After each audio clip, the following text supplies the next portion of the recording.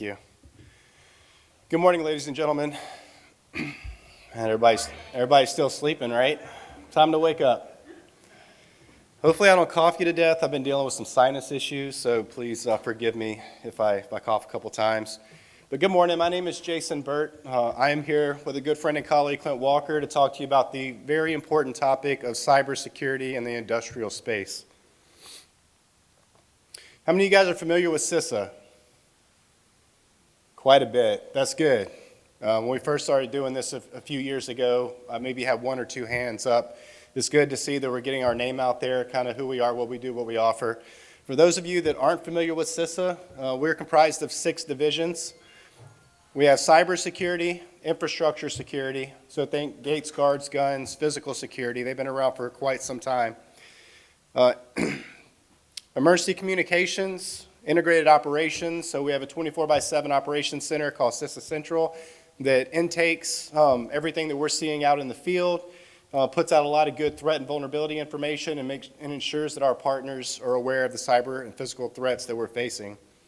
The National Risk Management Center up in DC, and then we also have the Stakeholder Engagement Division that is really focused on building and maintaining those domestic and international relationships. All 6 divisions have one common mission and vision: to lead the national effort to understand, manage, and reduce risk to our cyber and physical infrastructure, with the ultimate goal of a secure and resilient infrastructure for the American people. So not everything can be handled out of DC. So we have 10 regions. We align with the 10 FEMA regions. We're in Region 4, which is the yellow portion on the bottom right-hand corner of this screen. But regardless of where you're out of, I know we have a lot of folks that aren't in Region 4. We have cybersecurity advisors, physical security advisors, emergency communications, and chemical inspectors on all 10 regions. This isn't a comprehensive list of all the cybersecurity advisors that we have. We're currently building the force. But this just goes to show you that we cover all 50 states, to include Alaska, Hawaii, Puerto Rico, and the Virgin Islands. So if you go onto CISA's website, you can go under the regional construct, and you can find the cybersecurity advisor that covers your area. The National Defense Authorization Act of 2021 allowed CISA to hire 50 additional, what we call cybersecurity state coordinators, to focus on state and local government cybersecurity. So Congress realized that there's a big need, especially in the field of election security, to have a more focused effort on state and local cybersecurity. As you can see, we've hired the majority within Region 4 of our cybersecurity state coordinators. They're all located within the capital city of each of our 8 states. So yeah, you feel free to reach out to them as well. As cybersecurity advisors, we cover all 16 sectors of critical infrastructure, which is depicted on this graphic here to the right. So regardless of where a partner lies, whether it's water, wastewater, power generation, defense industrial base, we cover both IT as well as OT. So we're looking at it from both sides. And we primarily focus on 5 key activities. We work to identify and verify suspicious cyber activity in the field with our partners. We work to understand incidents and vulnerabilities that are affecting you in the field so that we can bring that back to our operations center and back to our National Risk Management Center to develop these timely and actionable threat intelligence.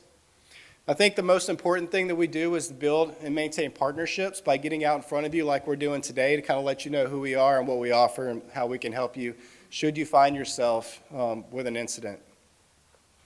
We share timely and actionable information through those joint bulletins, oftentimes with other 3-letter agencies like the FBI, the NSA. And we collaborate with partners, again, with the ultimate goal of mitigating risks, because that's really what it's all about.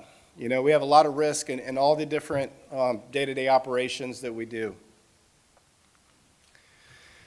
This slide kind of shows you that there's no lack of opportunities for these threat actors, regardless of what we're faced with. Whether it's insider threats, acts of terrorism, cyber attacks, extreme weather, pandemics, or accidents or technical failures, the threat actors are there waiting. They're waiting to strike when we're at our most vulnerable. Prime example is Hurricane Ian, just a short while ago that kind of went through this area. We saw a huge rise in DDoS attacks against airports in the area. just kind of trying to probe their networks to see, while they're at their weakest, whether or not they could take the DDoS attacks.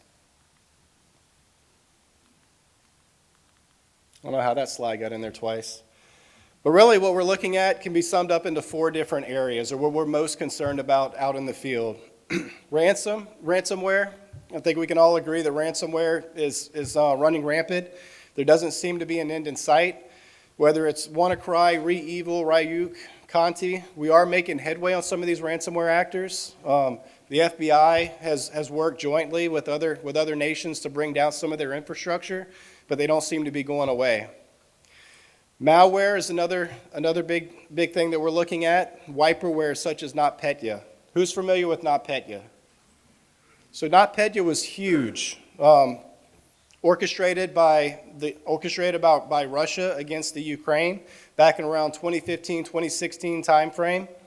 Essentially leveraging the supply chain to attack the Ukraine, just like we've seen with SolarWinds, with CISA, poisoning their update server and pushing down malware-laced updates, essentially infecting thousands and thousands of organizations, not only domestically but internationally.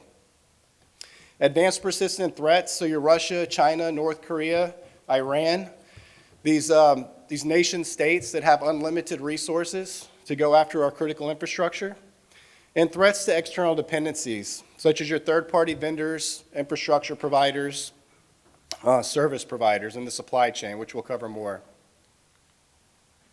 So looking at supply chain threats, when you say supply chain, a lot of people think that you're just talking about China, getting a hold of some equipment, putting in a back door, shipping it out. But really, it's a lot more than that. Look at software service providers and outside contractors, them leveraging those smaller, typically less secure companies in order to gain access to these larger networks. Mergers and acquisitions. So how well are you monitoring your supply chain to make sure that it's not getting bought out by a rogue state? Physical components, again, hidden back doors and pretty much all of our Chinese-made goods. And network services. Do you have a good handle on your network traffic? Do you know where it's going? Is it staying within your boundary? Is it getting pushed back to China? And IoT, and in the industrial space, IIoT, prioritizing time to market over security. So let's look at some notable supply chain attacks. When Target became the target, how many of you guys are familiar with the Target breach? A lot of you. So essentially, their HVAC vendor came in to do some routine maintenance, hooked up a laptop to their HVAC that had malware on it, unbeknownst to them. Because they didn't have proper segmentation between their OT network and their IT network, that malware was then able to propagate and move laterally through the network and compromise all of their point-of-sale systems. The result, over 40 million credit card details and about $18.5 million in damages. The MEDOC, Ukrainian tax software compromise, I just touched on that as far as the NotPetya. Essentially, they targeted the MEDOC software, which think TurboTax, but for the Ukraine, they all use this MEDOC tax filing software. They compromised their update server, pushed down an update with malware, and then pretty much infected every Windows-based machine, not only in Ukraine, but also internationally. Cost over $10 billion in damages. How many of you guys are familiar with CC Cleaner? I know we all used that back in the day, right? It was a free, popular registry Windows cleaning software. Same thing happened to them. Avis was compromised, poisoned updates, 2.3 million infected downloads. Last but not least is the Dragonfly compromise, where 3 industrial control system equipment providers were targeted and malware was inserted into software bundles, specifically targeting the energy sector. The result was essentially we think that their goal was espionage, and then Dragonfly 2.0, which was a later phase of this, was more disruptive. So a few emerging threats, kind of things that are on the radar that we're looking at today. Synthetic identities. So taking someone's physical identity or someone's physical attributes, like their social security number, and creating an online persona, and then creating a synthetic identity. Multi-factor authentication compromise. So I think you know, kind of the theme of the year, or really of the decade, has been multi-factor across everything, right? So of course it's a cat and mouse game. We're going to put multi-factor authentication out. The bad guys are going to try to get around it. So that's what they're heavily looking at now. And then the Internet of Things. So all of these things that make our lives much more convenient, being put on the internet and not being properly secured. So securing the Internet of Things. Over 40 billion, we expect over 40 billion connected devices on the internet by 2025. How many of you are familiar with the zettabyte? A couple people. How many of you are familiar with a terabyte? A lot, right? So a zettabyte is a billion terabytes. So they expect 17.3 zettabytes, or we had 17.3 zettabytes running across the internet in 2019. It's expected to rise to 73.1 zettabytes in 2025. So just imagine how much data we're pushing across these Internet of Things devices and the monumental task of securing that data. Healthcare alone saw 82% of attacks focused on their IoT devices, or their IIoT devices. But look at everything that we have Internet of Things in, from our buildings to our cars, production, healthcare. Internet of Things is rapidly growing, and we have a monumental job of securing it.